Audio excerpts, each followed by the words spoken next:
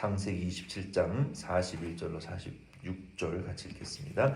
그의 아버지가 야곱에게 축복한 그 축복으로 말미암아 에서가 야곱을 미워하여 심중에 이르기를 아버지를 곡할 때가 되어 가까웠은즉 내가 내 아우 야곱을 죽이리라 하였더니 맏아들 에서의 이 말이 리브가에게 들리매 이에 사람을 보내어 작은아들 야곱을 불러 그에게 이르되 내 형 에서가 너를 죽여 그 한을 풀려 하니 내 아들아 내 말을 따라 일어나 하란으로 가서 내 오라버니 라반에게로 피신하여 내 형의 노가 풀리기까지 몇 날 동안 그와 함께 거주하라.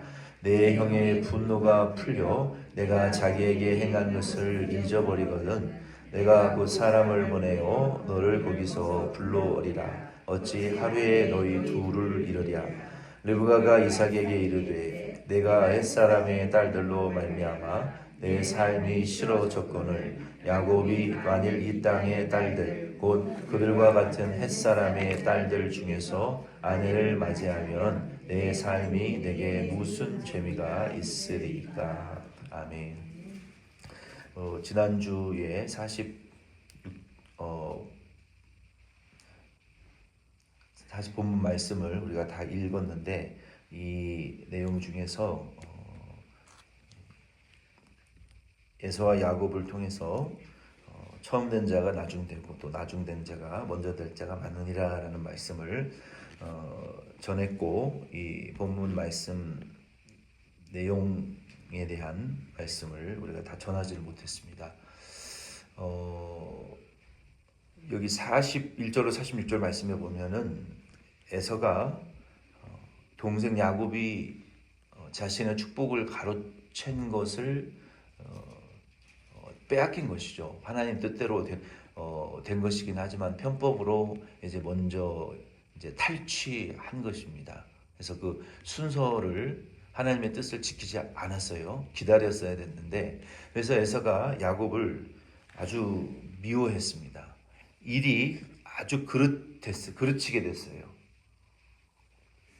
우리도 신앙생활하고 우리가 인생을 살아갈 때 참 아쉬울 때가 있어요. 내 것을 뺏긴 것 같고 또 내가 받아야 될 것인데 원래 내 것이었는데 이게 어쨌든 결과적으로 빼앗기게 되고 내가 원하는 대로 일이 안 되는 경우가 많습니다. 이제 그럴 때 우리는 일반적인 반응이 이제 상대방을 원망할 수가 있고 또 환경 탓을 할 수도 있고 하나님에게 은근히 이 불만을 가지고 감히 하나님에게 이 불만을 표시는 못하지만 하나님을 향해서 이 부글부글 끓는 이 불만적인 마음을 가지고 하나님을 향해서 손가락질을 못하지만 두려워서 그런 원망적인 아주 태도로 그 사건과 결과를 이제 받아들이기가 쉽습니다. 에서와 같이. 근데 거기서 더 나가게 되면은 그 일이 이제 그르치게 되고 내 것이 되지 못하게 만든 어떤 대상을 만들어 놓고 그 대상을 미워하게 되고 원망을 돌리고 그리고 나의 모든 이 부정적인 감정들을 그 사람에게 막 쏟아붓는 이러한 성향이 사람에게 있어요. 이게 죄성입니다. 그래서 대부분이 가장 만만한 사람에게 그렇게 해요. 내 인생의 슬픔과 고통을 내가 만만한 사람에게 풀어놓는다고요. 이게 우리가 뭐 소위 많이 들어본 감정의 뭐죠? 쓰레기통, 구조물통과 같은 대상을 우리가 만드는데 그게 가장 가까운 남편이 될 수도 있고 아내가 될 수도 있고 부모가 될 수도 있고 자녀가 될 수 있어요. 그래서 가정의 상처라는 것은 이러한 악순환 속에서 이 상처를 받고 상처를 주고 내가 부모로 받은 상처가 자식들에게 그대로 되물림되는 아주 악순환이 우리 가정에 계속되는 거예요. 그래서 우리가 이 악순환의 고리를 끊어야 되는데 이게 쉽게 되지는 않습니다. 우리가 어려서부터 부모로부터 듣고 배워오고 자라온 말들, 그 감정적인 어떤 처리, 이 위기와 어려운 일들을 넘겨내는 그 생활 습관이 내 부모에게 배워진 그대로 내 자식들에게 반복되어지는 이 일들이 예수 믿어도 일어나는 것을 우리 속에서 우리가 발견하게 되는 거예요. 근데 오늘 이 에서와 야곱의 관계에서도 지금 이삭과 리브가가 자녀를 양육한 방법 그대로 에서와 야곱에게도 이것이 그대로 지금 드러나고 있어요. 그 실수를 우리가 조금 살펴보고 우리가 교훈을 받기를 원합니다. 지금 이 에서와 야곱이 이렇게 된 것은 결국 이삭과 리브가의 잘못이에요. 그들이 하나님의 약속을 중심으로 똑바로 심지를 지키고 하나님의 뜻이 무엇인가를 분명히 가르치고 하나님의 뜻이 우리의 인생에 가장 위대하고 하나님의 뜻이 동생과 형의 순서가 축복 주시는 것이 하나님의 뜻이 형 에서가 아니라 동생 야곱에게 있다는 것을 분명하게 왜 그렇게 됐는지를 가르쳐 줬으면 하나님의 그 중요한 일하심에 대해서 바르게 교훈을 했더라면 야곱도 에서도 이해를 하고 그 약속을 따라갔을 거예요. 근데 부모도 이해할 수 없는 일들이 일어났기 때문에 그것을 편애로 에서와 야곱에게 잘못 가르쳤던 거예요. 결국 그로 인해서 하나님의 뜻이 성취는 되어지지만 가족 안에 그 이해할 수 없는 넌센스와 같은 하나님의 역사하심이 이해되어지지가 않았던 거예요. 하나님의 일하심의 그 방법이 받아들여지지가 않았던 거예요. 그래서 결국은 하나님의 뜻대로 되었지만 편법으로 탈취되어진 그 장자의 축복권, 하나님의 축복권을 빼앗긴 에서가 본문 말씀에 보니까 회개하고 내가 자격이 되지 않아서 못 받은 것이고 내가 평소의 태도가 하나님을 무시하고 멸시하는 하나님의 약속과 축복과 말씀을 중요하게 여기지 않고 하찮게 여긴 결과로 결국은 내가 형으로서 자격도 없고 하나님의 장자의 축복권을 받을 자격도 없는 사람이었구나라고 하나님에게 쓰임을 받을 수 없는 사람이었구나라고 자기를 깨닫고 내려놓고 회개하면 가정이 평안하고 해결이 되는데 에서의 마음에 이 사탄이 가득하였어요. 그 증거는 무엇이냐면 회개하고 용서하고 자기를 부인하고 하나님 앞에 눈물을 흘렸어야 됐는데 그 마음에 동생을 죽이고자 하는 마음이 살인의 충동이 충만하고 충만해졌다는 거예요. 이게 마귀에게 쓰임받은 증거예요. 아무리 그래도 어떻게 형이 동생을 살인하고자 하는 충동이 가득 찰 수가 있습니까? 에서가 야곱을 죽이고자 하는 마음이 아주 분노와 그의 눈빛과 손짓과 발짓에서 이 살인과 미움의 이 충동이 가득 나타났다는 거예요. 그래서 에서는 주변 사람들에게 아버지만 죽고 나면 내가 야곱을 죽여버리겠다. 이 말을 계속 하고 다니는 거예요. 얼마나 이 살인의 충동이 강렬했으면. 그래서 집안 식구들도 알고 아버지 야곱 이제 이삭이 죽으면 나이가 많아서 이제 장자의 축복권도 다 기도해버렸겠다. 이제 나이가 많아서 기력도 없고 죽으면 이 집안은 풍비박산 나겠구나. 가족들과 이웃 사람들도 다 알고 있었어요. 이러한 상황을 알게 된 그 어머니 리브가에게 이제 이삭이 곧 이제 나이 많고 늙어서 죽게 된다라는 것을 알고 있었고 아버지가 죽으면 형이 동생을 죽이겠다. 이 소식도 알고 있었어요. 그러면 이게 도대체 이 가문이 어떻게 될 것인가? 어쩌다가 우리가 우리의 조상 아브라함으로부터 갈대아 우르에서 하나님의 부름을 받고 이 가나안 땅에 축복을 받고 약속을 받고 인류를 구원할 구원의 후손을 주시겠다는 엄청난 축복을 받은 우리의 가문이 어쩌다가 지금 이 모양 이 꼴이 됐는가? 질서도 없고 가문이 완전히 지금 풍비박산나게 생겼는데 아버지 죽으면 형이 동생을 죽이면 우리의 가문이 하나님의 약속은 후손을 주시겠다고 약속한 건데 그 후손을 통해서 만민을 구원하고 원수의 문을 차지할 메시아가 오기로 약속되어졌는데 그러면 도대체 하나님의 약속은 어떻게 될 것이고 우리의 가문은 풍비박산내고 대가 끊기면 도대체 우리의 가문이 이 하나님의 부름을 받은 이 백성된 하나님의 백성된 가문이 이렇게 수치스럽고 비참하게 결말을 맞이해야 되는가? 어쩌다가 이렇게 됐지? 그렇게 그 정도 지경에 이르렀으면 온 가족을 불러 모아놓고 우리 가정이 어쩌다가 이 모양 이 꼴이 됐습니까? 우리 같이 금식이라도 하면서 회개하고 우리 서로 용서하고 처음부터 다시 시작해 봅시다. 뭐가 잘못됐는지 따져봅시다. 우리 서로 용서하고 화목하고 하나님 앞에 뭐가 잘못된지를 따져보고 회개합시다라고 이렇게 됐어야 됐는데 이 리브가가 너무 그 기세가 강한 여자였기 때문에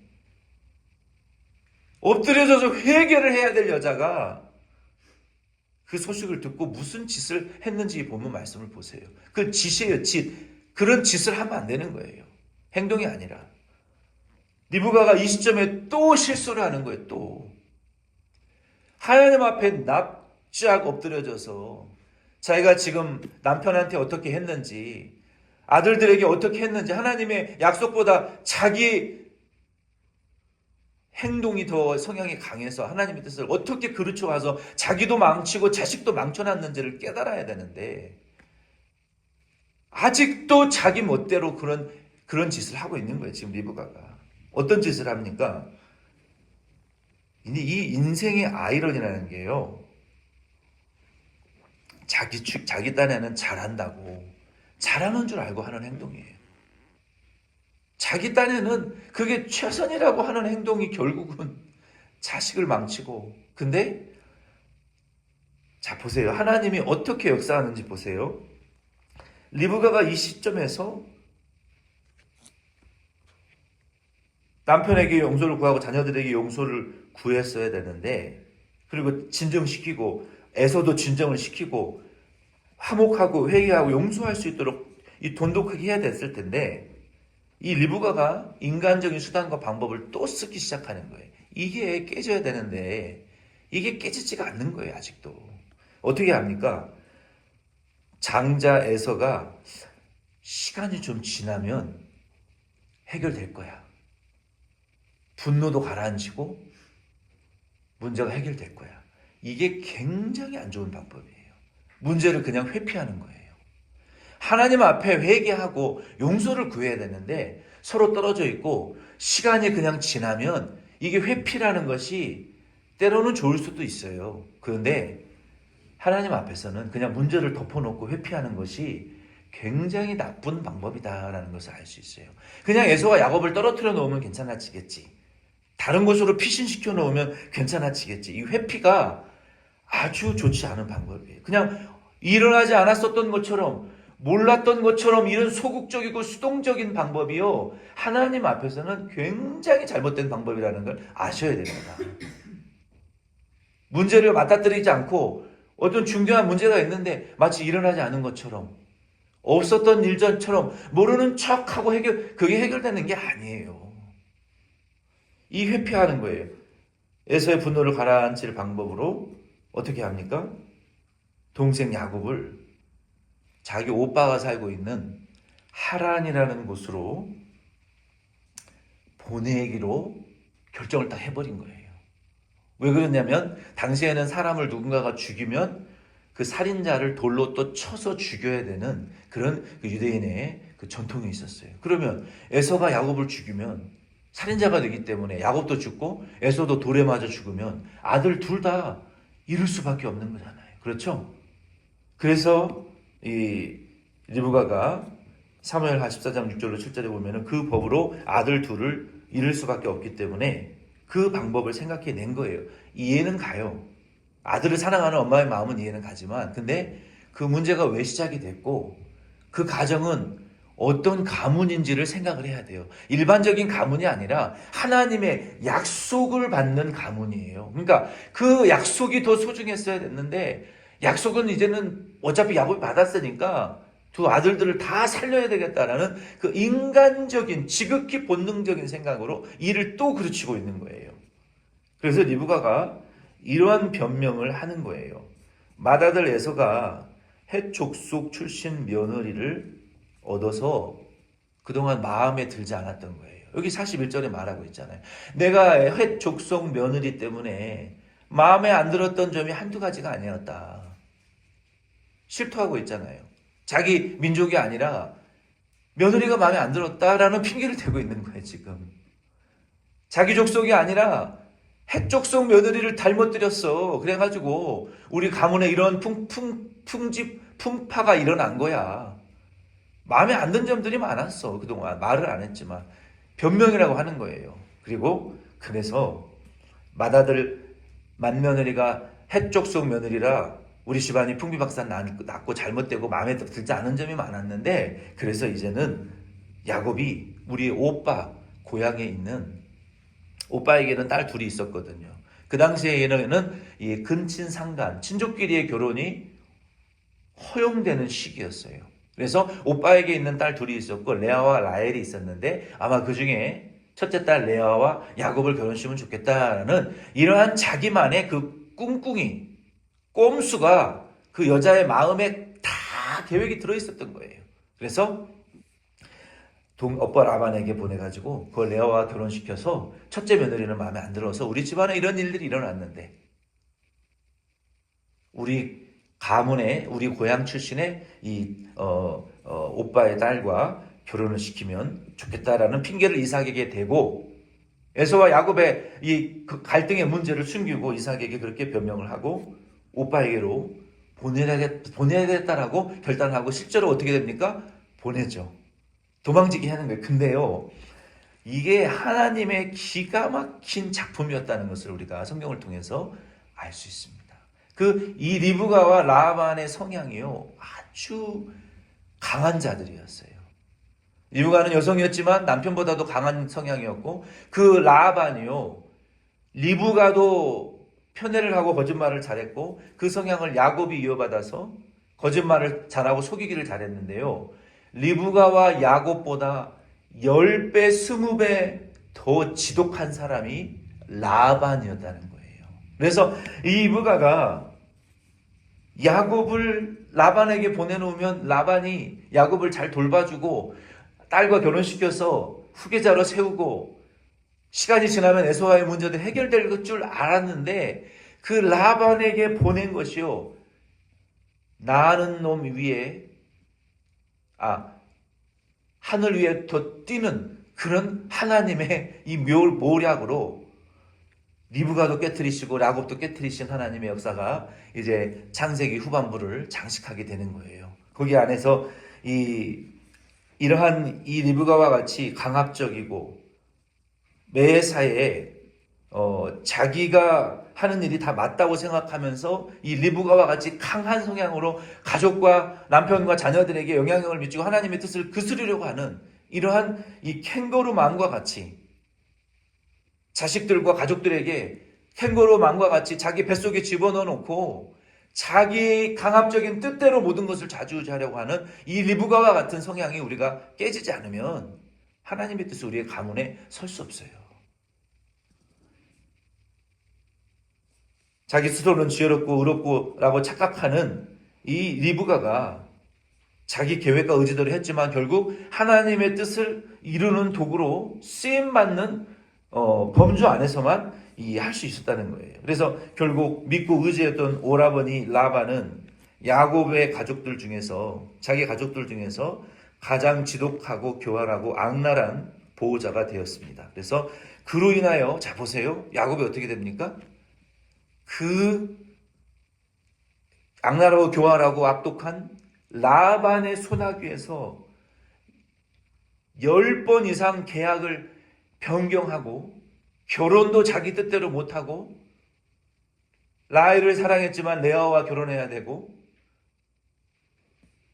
자기 때문에 형과 동생의 축복권이 순서가 바뀌어진 것처럼 자기가 한 그대로 자기의 결혼 생활에도 동생 라헬을 원했지만 레아랑 먼저 결혼하게 되는, 그리고 결국은 라헬과 결혼하게 되는, 13년을 더 봉사하게 되는, 이 자기가 했던 일들을 그대로 인생에서 자업자득으로 받게 되는 이러한 고난을 통해서 10번이나 계약을 바꾸고 그 인생이 아내가 바뀌고 부모가 아닌 라반에게 양육받아지는 이러한 인생이 양육의 환경이 바뀌어지는 환경 가운데에서 그 엄청난 고통과 연단을 받으면서 야곱이 거기서 거의 깨어질 뻔하다가 마지막에 형 문제로 인하여 깨어지는 이런 엄청난 고난의 결혼과 인생의 고난을 통해서 깨어지고 하나님을 만나게 되는 축복으로 이제 전화위복되어지는 그 인생을 경험하게 되는 거예요. 그래서 그 내용이 정말로 휘황찬란하고 정말로 대단한 인생인데 그 인생 우리가 살짝 배우게 될 텐데 오늘 이 리브가의 이러한 행위가 얼마나 하나님 앞에서 잘못되고 인위적이고 우리 바로 이 리브가의 모습을 통해서 나의 모습을 우리가 깨달아야 돼요. 우리도 위기가 인생이 잘 안 될 때 우리의 인생에 부정적인 일들이 일어나고 힘든 일들이 일어나고 고난이 일어날 때 첫째 우리가 하지 말아야 될 것이 무엇이냐? 우리의 이 잔머리를 쓰면 안 된다는 거예요. 잔머리. 속된 말로. 이렇게 저렇게 피해가려고 하는 그 태도를 버려야 된다는 거예요. 잔머리를 쓰지 말고 하나님 앞에 엎드려 우리의 가문의 문제, 교회의 문제, 인생의 문제를 탁 털어놓고 하나님 앞에 철저하게 엎드려 자기를 부인하고 회개해야 된다는 거예요. 며느리 핑계 대지 말고 가족 핑계 대지 말고 그냥 덮어놓고 없었던 일처럼 회피하면 문제가 해결될 거라고 생각하지 말고 하나님 앞에 자기를 철저하게 돌아보고 깨어져야 된다는 것을 우리는 아시고 잔머리 쓰고 회피하려고 하지 말라고 남을 원망하지 말라는 거예요. 그렇게 되면 결국 나도 망치고 자식도 망치는 길밖에 안 된다. 나도 망치고 우리의 가족도 교회도 사업장도 망칠 수밖에 없다는 것을 우리는 알고 아무리 우리가 잔머리를 써도 하나님은 결국 그 환경을 통해서 우리를 연단하시고 그 풀무불과 같이 우리를 연단하셔서 결국은 우리가 깨지게 하시고 하나님의 뜻이 성취되어지는 길로 인도하신다라는 이 리브가와 야곱의 교훈을 여러분 잊지 마시고 우리는 이 말씀의 은혜를 누리실 수 있기를 바랍니다.